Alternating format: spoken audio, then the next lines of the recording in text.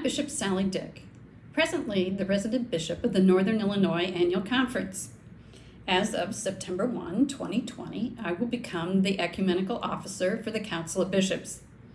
My responsibility will be to oversee the ecumenical and interreligious work of the United Methodist Church.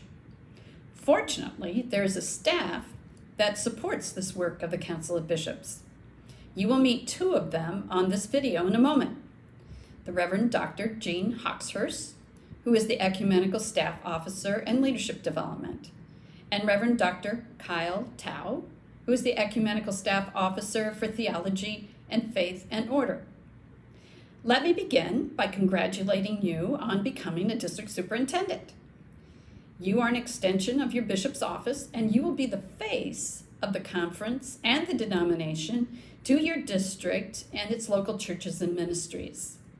And that will include leadership in your district in terms of ecumenical and interreligious ministries and presence. This video has been created to help you prepare to do exactly that. Grace and peace to you. My name is Jean Hawkshurst, and I'm an elder from the Kentucky Annual Conference. I'm a pastor and a former district superintendent, and now I'm an ecumenical staff officer whose ministry is assisting our Council of Bishops with their ecumenical and interreligious relationships. My particular role is helping the bishops be connected through multilateral and organizational ecumenical groups like the Pan Methodist Commission or the World Methodist Council or Religions for Peace.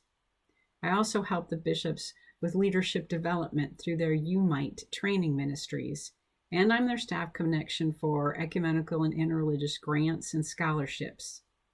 So as you begin your new role as a district superintendent, I simply want to remind you that ecumenical and interreligious relationship building is foundational to United Methodist Church leadership. Since organizational leadership is a part of your new calling, I want to give you a bit of a theological foundation on which you can base your leadership. And all of what I say can also be found in the Ecumenical and Interreligious Handbook that's on the bishop's website. We start with the scriptures, and they're very clear that unity is an overarching theme of the Judeo-Christian Bible. Psalm 133 tells God's people that it is very good and pleasant when kindred live together in unity. John 17 tells the story of Jesus' last prayer before he's arrested. In that prayer, what's on Jesus' mind is his followers.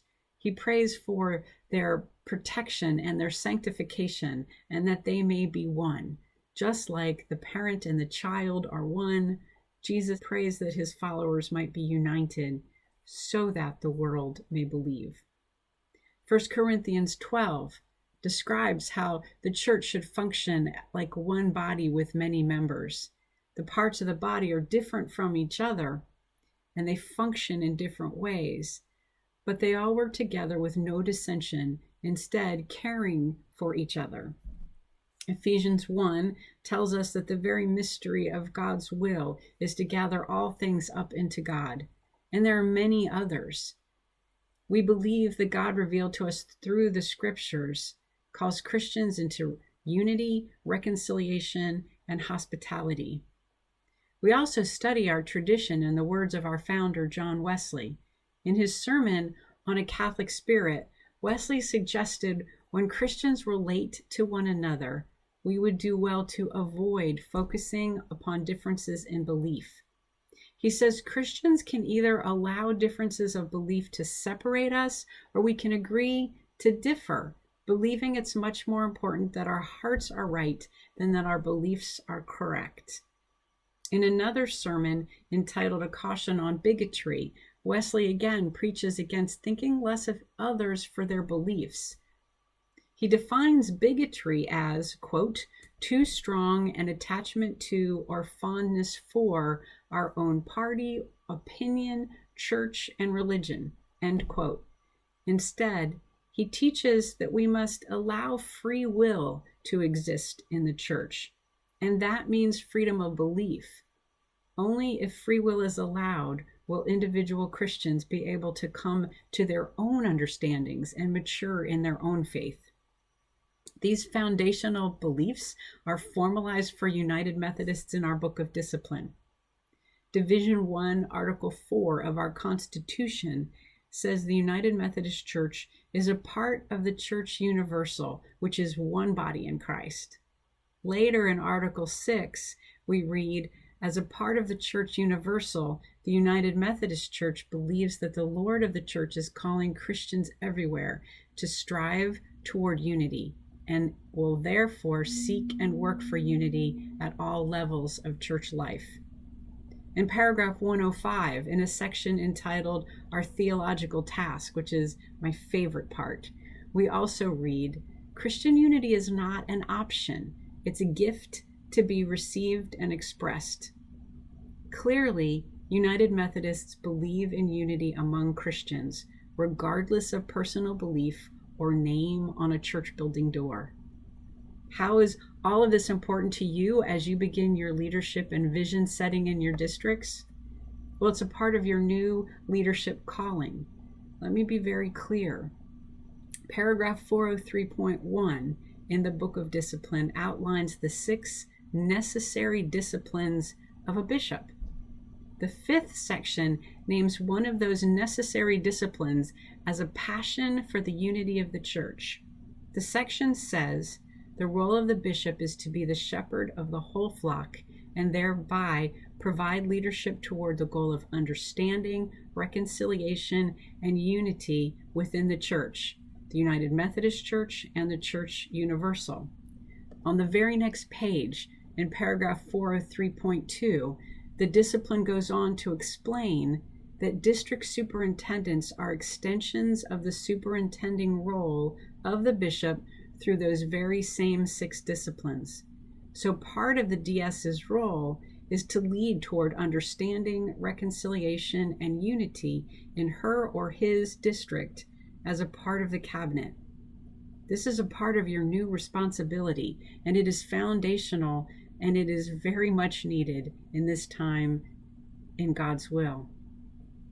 You are being called to build bridges and reconcile relationships. Dr. Kyle Tall will now share with you a bit about how we can be of help to you in this role. Hello, my name is Kyle Tall, and I am the Ecumenical Staff Officer for Faith and Order and Theological Development in the Council of Bishops Office. It is my privilege to provide leadership for our denomination in our official dialogues with other churches, in staffing our full communion coordinating committees, and in providing support to the United Methodist Committee on Faith and Order. I'm a deacon in the North Georgia Conference, and I'm delighted to be able to share with you through this medium.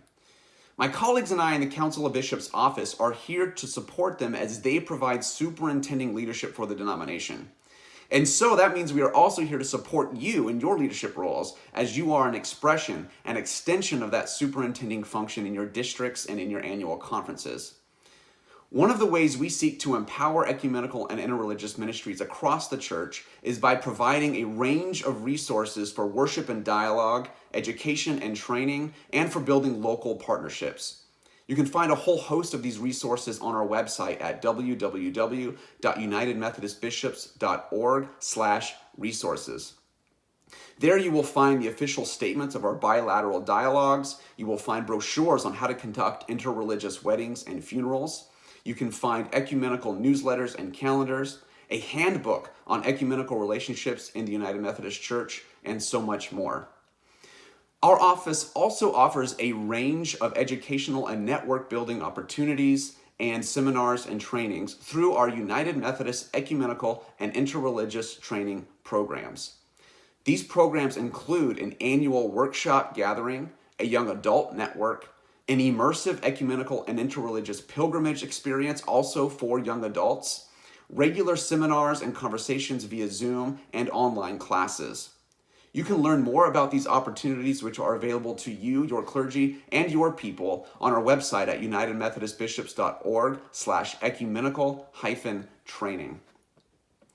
To support this work across the church, our office also offers a range of scholarships and grants to empower local ecumenical and interreligious projects and to enable United Methodists to attend ecumenical events and gatherings. You can learn more about these scholarships and grants on our website, which is showing on your screen now. As you provide missional strategic leadership in your areas, please remember the importance and value of ecumenical partnerships for mission, worship, and witness in your local areas. The Book of Discipline describes a range of possibilities for formal expressions of unity at the local level. And these are strategic tools for you as you think about deploying your United Methodist clergy and supporting local congregations. Pay specific attention to the paragraphs related to cooperative ecumenical parishes, and this is paragraph 206.3c, and to the paragraphs related to ecumenical shared ministries, and those are paragraphs 207 to 211. The strong ecumenical commitments and presence of the United Methodist Church also provides strong credibility for a creative approach to ecumenical appointment making within your conferences. The Book of Discipline outlines principles and processes for making these ecumenical appointments. Paragraph 345 describes appointing UM clergy to ecumenical ventures.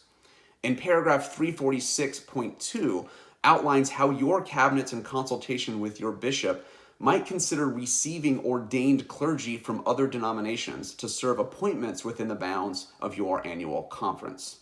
Such exchanges of clergy across denominational lines are especially encouraged among churches with whom we have formal relationships of full communion established. These full communion agreements and relationships are described in the Book of Discipline in paragraph 431.1, and they make the process of receiving and exchanging clergy across these lines much simpler.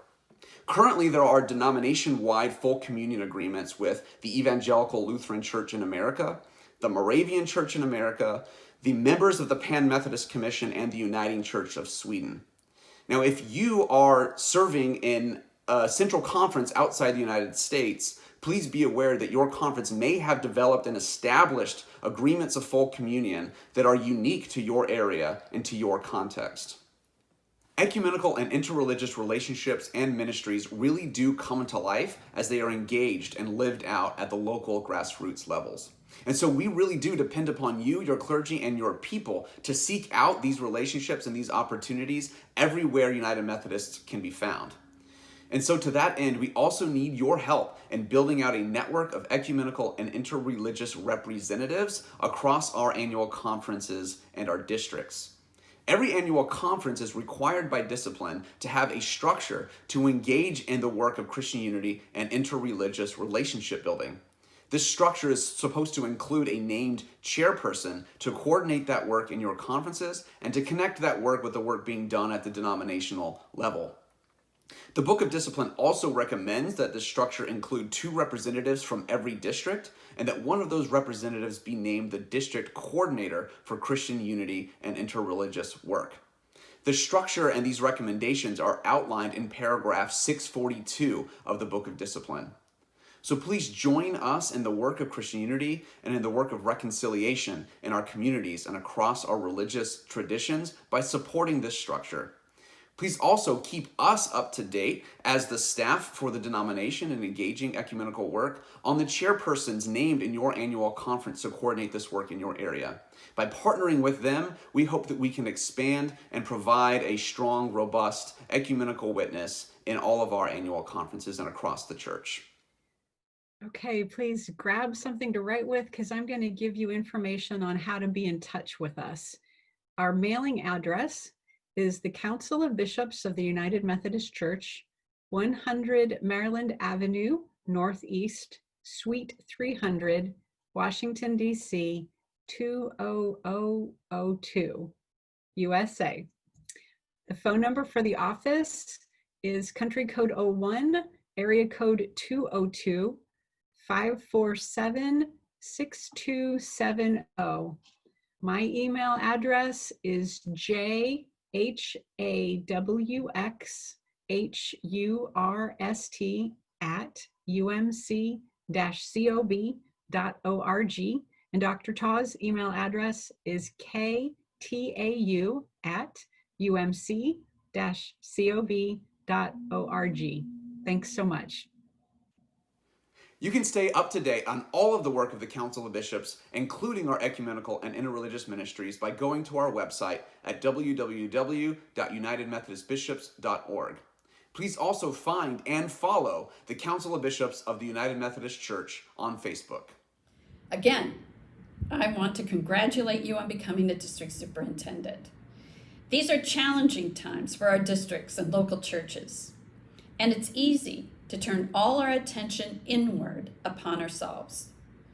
The witness of Jesus Christ to the world around us, including our ecumenical and interreligious relationships, are so important in our witness to the world.